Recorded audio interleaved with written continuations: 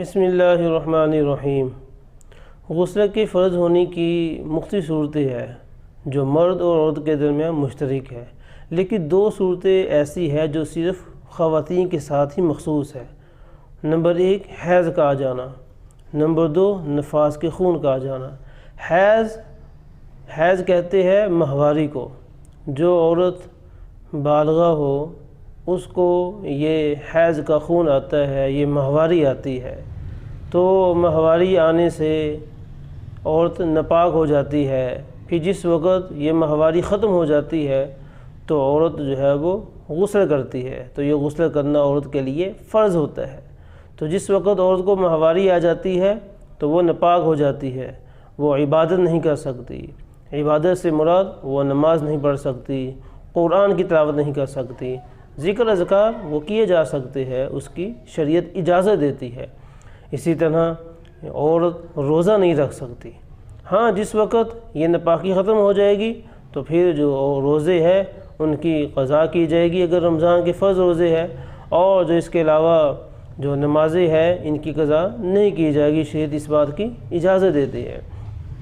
اور اسی طرح نفاس کا خون اس خون کو بولتے ہیں جو بچہ جننے کے بعد عورت کے جو ہے وہ رحم سے نکلتا ہے۔ جو حیض کا خون ہے اس کی کم از کم اس کی جو تعداد ہے ایام کے اعتبار سے وہ 3 دن ہے، اور زیادہ سے زیادہ 9 دن ہے۔ اور نفاس کا خون اس کی جو ایام کے اعتبار سے جو اس کی ایک لیمٹ ہے وہ کم از کم وہ 20 دن ہے، اور زیادہ سے زیادہ وہ 40 دن ہے۔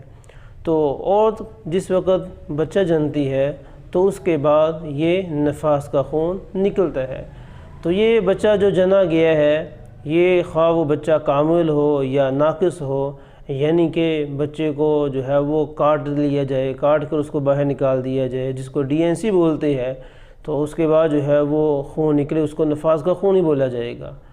تو عورت پر جو ہے غسل کرنا فرض ہو جائے گا جس وقت وہ نفاس کے خون سے وہ پاک ہوگی۔ نفاس کا خون جب رک جائے گا تو غسل کرنا عورت کے لیے فرض ہو جائے گا۔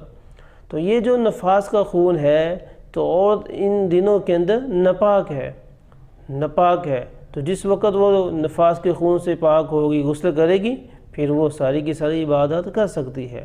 تو اس میں بہت بڑی غلطی یہ ہوتی ہے کہ اکثر خواتین وہ جس وقت بچہ پیدا ہوتا ہے وہ 40 دن کوئی عبادت نہیں کرتی۔ وہ یہی انہوں نے سمجھ رکھا ہے کہ نفاس کا جو خون ہے یہ 40 دن ہی ہے، جس کو چھلا بولتے ہیں کہ چھلا پورا کرنا ضروری ہے۔ حالانکہ ایسی بات نہیں ہے۔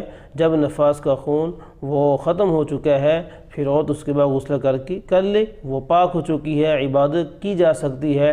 40 دن کی ایک جو یہ آج گنتی کی جا رہی ہے، اس 40 دن کو جو ہے وہ شمار کرنا یہ کوئی ضروری نہیں ہے۔ یہ تو اس کی آخری حد ہے، جس طرح کہ حیض کی ماہواری کی آخری حد وہ 9 دن ہے، اس سے زیادہ ماہواری جو ہے وہ نہیں ہو سکتی۔ اسی طرح نفاس کا جو خون ہے اس کی زیادہ سے زیادہ جو حد ہے وہ 40 دن ہے۔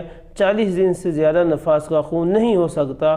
40 دن سے پہلے جو ہے وہ نفاس کا خون ختم ہو سکتا ہے۔ اس لیے جب نفاس کا خون ختم ہو جائے تو پھر جو ہے غسل کر کے عبادت کو شروع کرنا چاہیے، اور اللہ تعالیٰ کا شکر ادا کرنا چاہیے کہ جس اللہ نے جو ہے وہ نیک صالح اللہ تعالیٰ نے تندرست اولاد سے ہم کو نواز دیا ہے۔